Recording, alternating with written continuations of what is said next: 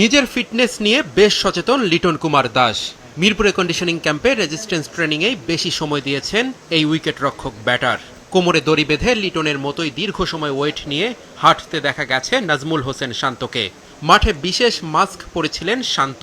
এ ধরনের মাস্ক সাধারণত ফুসফুসের ক্ষমতা আর খেলোয়াড়দের স্ট্যামিনা বাড়ায়। নিউজিল্যান্ড সিরিজে পারফরমেন্সের ঝলক দেখাতেই নিজেদের পুরোপুরি প্রস্তুত করছেন ক্রিকেটাররা। একদিন বিরতির পর আবারও ট্রেনার ইফতেখার ইফতির অধীনে মাঠে নেমেছিল বাংলাদেশ দল। এদিন রানিংয়েই বেশি সময় দিতে দেখা গেছে টাইগারদের। মে মাসে পাকিস্তানের বিপক্ষে টেস্ট সিরিজ খেলবে বাংলাদেশ।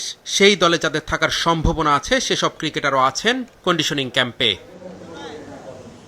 ফিটনেস ঝালিয়ে নেওয়ার পাশাপাশি ফিল্ডিং সেশনে অংশ নেয় নাজমুল হোসেন শান্ত, মুশফিকুর রহিম, লিটন কুমার দাসরা। দলের ট্রেনাররা খেলোয়াড়দের ইনজুরি প্রতিরোধ ও সহনশীলতা বাড়ানোর দিকেই বেশি নজর দিয়েছেন। ক্রিকেটারদের পারফরমেন্সে উন্নতির পাশাপাশি দলগত সমন্বয় বাড়ানোই এই ক্যাম্পের মূল লক্ষ্য। কঠোর পরিশ্রম আর সঠিক পরিকল্পনার মাধ্যমেই ভালো ফলাফল অর্জন সম্ভব বলে মনে করেন টিম ম্যানেজমেন্ট। নিউজিল্যান্ড সিরিজকে সামনে রেখে 15 এপ্রিল থেকে আনুষ্ঠানিকভাবে অনুশীলন শুরু করবে বাংলাদেশ দল। 17 এপ্রিল মিরপুরে প্রথম ওয়ানডে।